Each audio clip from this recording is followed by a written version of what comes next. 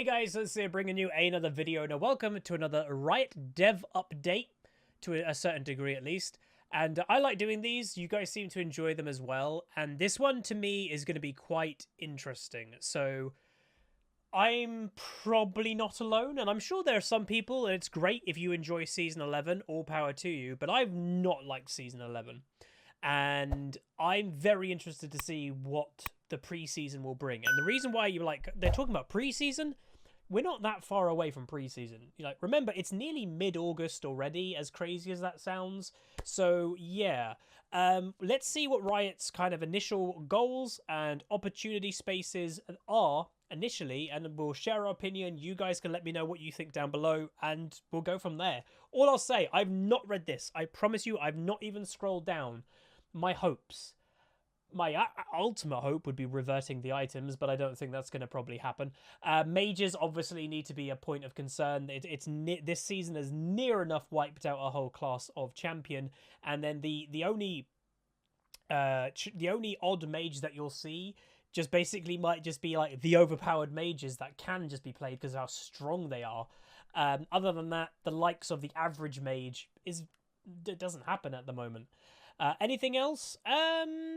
That's the big one, is like the balancing the items. I think still needs a lot of tuning. Mages need to be looked at. Healing, I'd say, is still too much. The damage in the game, I'd say, is still too high. And maybe the shift away from, if something is truly a late game champion, they should be weak in the early game. Like Kog'Maw should not be able to do a lot of damage at level 6 and take on a Lucian, for example, or a Draven. Like, he should lose to them, but in modern day League, he doesn't, necessarily. So let's have a little look. I don't actually know how big this is, but we'll go through it together. So here we go. From changing Summoner's Rift with Rise of the Elements to building up and refining the item system with the Mythic Forge update, the last two pre-seasons focused on reimagining and revamping long-standing elements of the League's base game. This year, then, rather focusing on re-envisioning one particular area of the game, we are focusing on places in our current systems, both in and out of the game, to strengthen and expand on. I'm okay with that. It means that we're not getting any major, huge, game-breaking, like a lot of them have been, changes. They're trying to make it better, make the current game better. I think that's good. In short, here are high-level goals this preseason. Improve and build upon existing game systems and reward progression in a more meaningful way. That might be what we saw recently. We made a video on it, like the more letting a player have their own identity more in the game, and you earn certain things that you can kind of customize on your profile. That might be that. While we're not doing a giant sweeping overhaul this preseason, we're also not downscoping the level of work this year. We're happy with the foundations we laid in the past couple preseasons, and we think going back and strengthening a few of them is the right call for 2022. But this doesn't mean we won't have another big revamp preseason in the future. This year's preseason is just going to be a tad different. I'm completely fine with that. Not every single year a game has to change an insane amount. Especially, and this is where I put the caveat, and maybe this is why Riot's doing it, when a lot of the player base is not incredibly fond of the current game. Make big changes when the game is going okay, and like that can be like the experiment, or we're changing things up. When things aren't perfect, you probably should try to sort that out first. And that's what it looks like Riot are doing. So that's good. I think that is, so far, a thumbs up from me. I like that. So here we go. Existing systems. So these are existing systems that they're looking to change a little bit. Dragons. Our original goal was to increase game-to-game variance by creating a variety of distinct and memorable environments for players to master. Rise of the Elements brought up some map terrain transformations, new powerful dragon souls, and a game-ending Elder dragon buff, which still to this day people don't love, especially the Elder. These changes largely succeeded in making each game feel more unique than the last. With that said, we think there's room for us to expand the possible unique environments players find themselves on Summoner's Rift. We have a couple goals in mind while we examine potential new additions to the Dragon space. So, first one is creating new terrain features that contribute to unique matches and also how the game plays out after the map transforms. Secondly, expanding the thematic possibilities of what empowers a dragon and how that empowers the champions on the Rift. You can expect more updates and thoughts on our work on dragons later this year.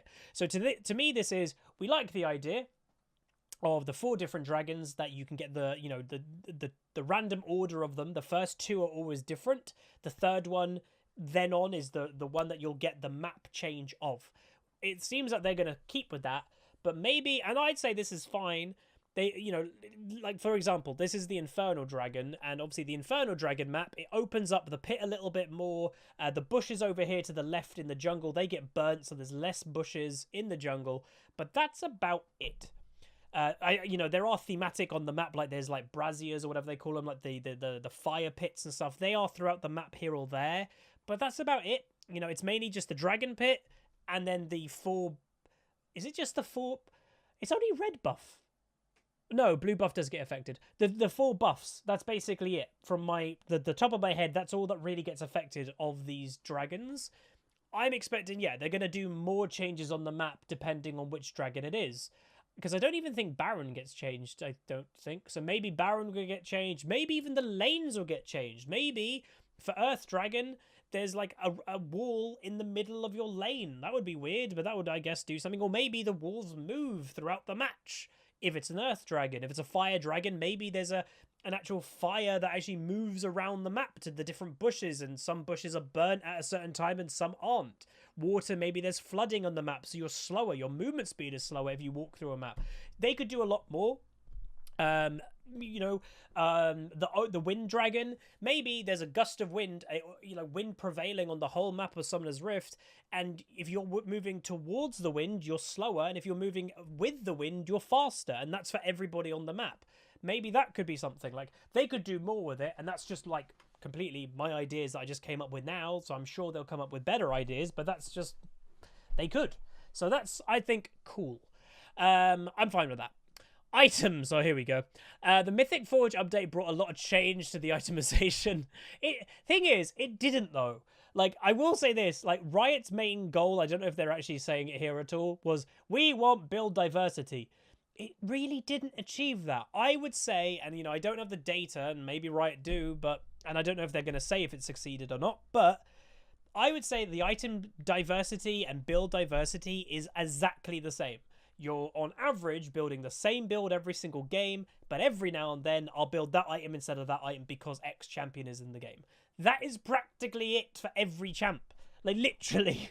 So I don't think it did it. The only thing that I brought, the new items I think brought, is unbalance. Like, that is about it. Like, I don't think it made the game better. And fundamentally, if you're going to do a big change, you have to ask yourself, did it make the game better? And if it didn't, was there any point in doing it? That's what I would say. If anything, for me, and I know this is just for opinion, my opinion, for me personally, it made the game worse. I don't know about you guys. You guys can let me know. But anyway, we originally set out to ensure that all champions are able to make different strategic decisions through item choice in every game.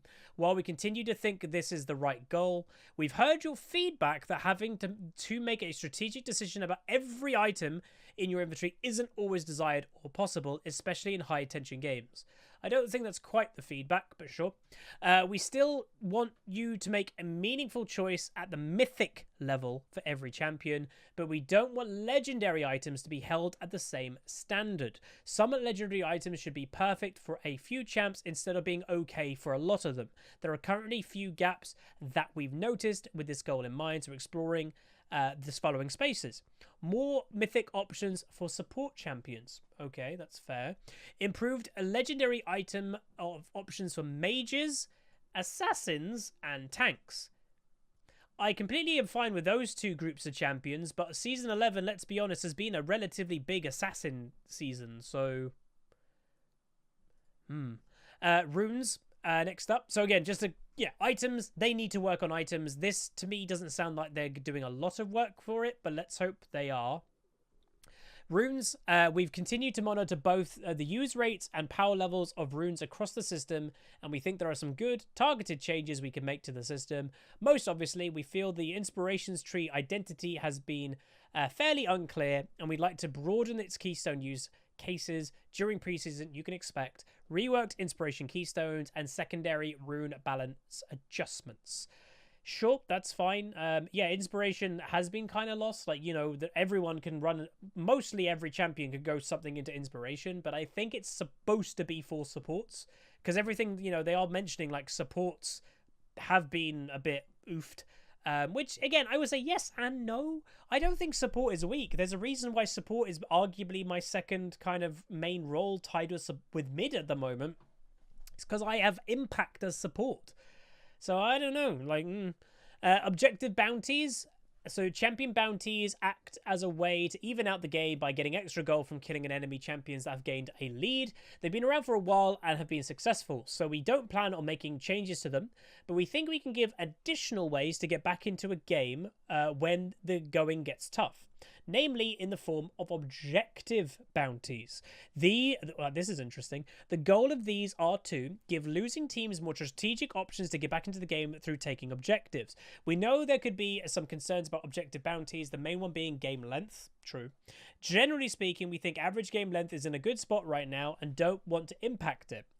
We also don't want to invalidate the big changes caused by skill gaps. Yeah, if you're simply winning the game, you know, you're stomping them because you're doing just simply better than the opponents, but then they get a big objective bounty and boom, they win the game. That might feel a bit cheap.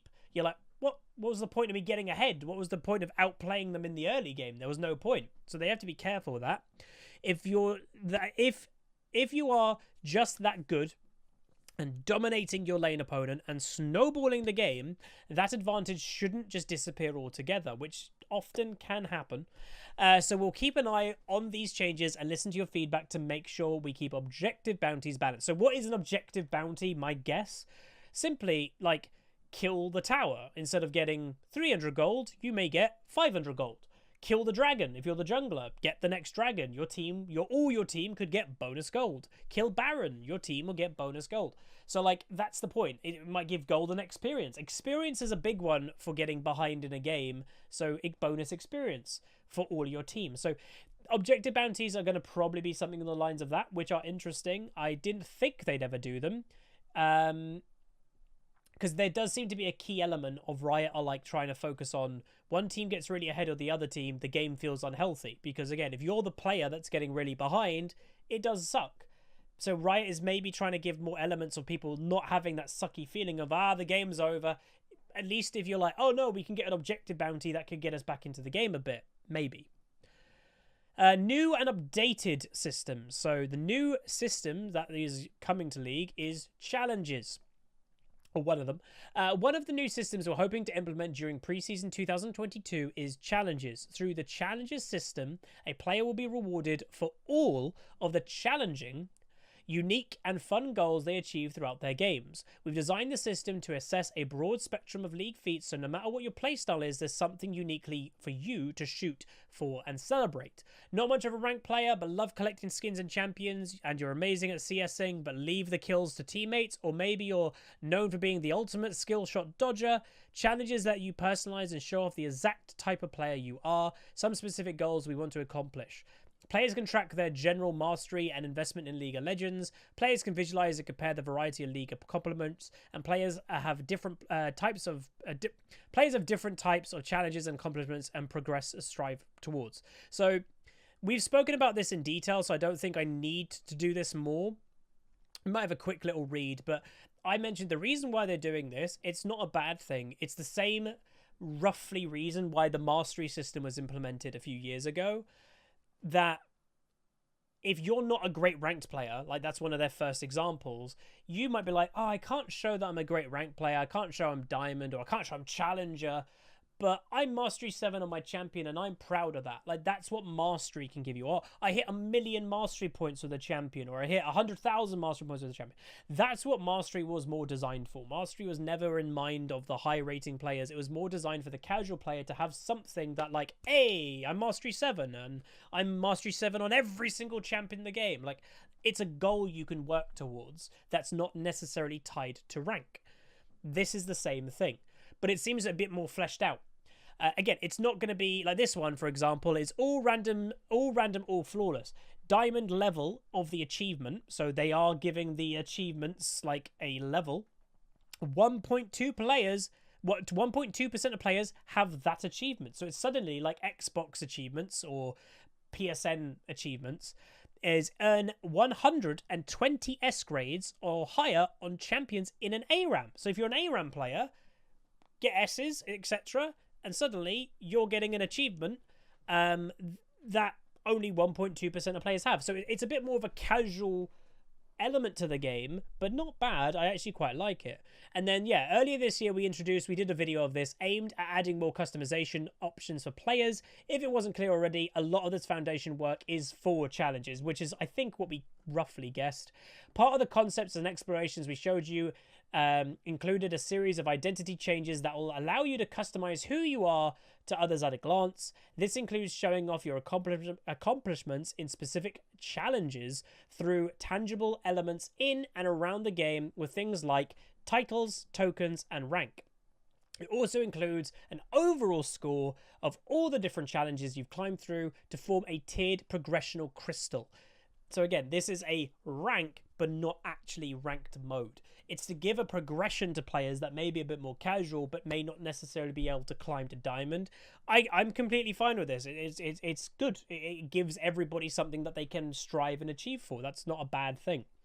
We use this update to examine the visual elements of our existing identity system, the progress that we've made, we shared earlier this year. Right now we're focusing on providing more clarity while making improvements in places like ranked and prestige levels to ensure they look and feel cohesive. That being said, we've heard your feedback on the desire to integrate champion-specific affinity to personalization options, as well as more with banners in the lobby. So that was one, I think that I heard that as well. So people are like, yeah, identity, that's cool. And even I said, I was like, what happens if you're a Darius main right now, but your account level is at the Demacian kind of look? You don't want to do that. You want to have the Noxus look. And I think a lot of people kind of agreed that it was like, I'm a Diana main and I want my whole profile to kind of look like moon stuff, or a Leona main, I want everything to be the sun. That's proper like customization. And I think, you know, Riot's heard it and they are hoping to do that. So I think that's good. That's a positive. And then I guess this is the last bit.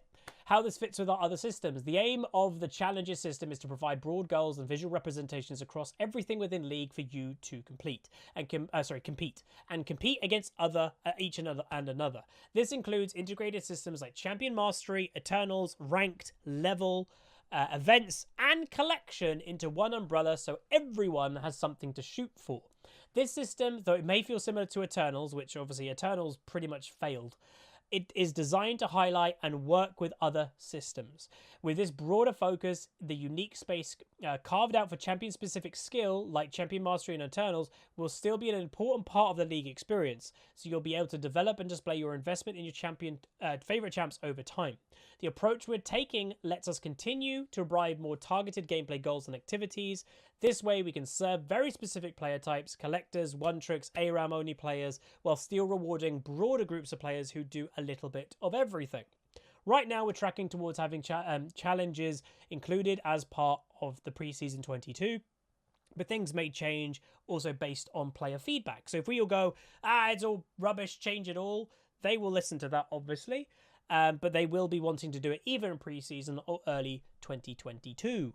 So there we go. They're going to be doing more. And this is to, you know, so what to expect from me when it comes to updates. We'll do another Riot dev update in September. They're going to be doing a quick gameplay thoughts. And they're also going to be doing in October the big preseason 22 and early PBE, what we should expect. So overall, I'm cool with this. I'm happy that they're not doing anything major, that they're not like, we did a massive map change elements the year before. We did a massive item change the year before. Now we're going to do a massive something else. No, don't need to. Refine what you've got. A lot of the player base aren't particularly happy in some areas. Fix that, make that better. That's good. So yeah, I'm all for it. This actually gives me a bit of confidence, a little bit. I will say a little bit in season 12. Again, Riot's got away from naming the seasons like that. Season 2022.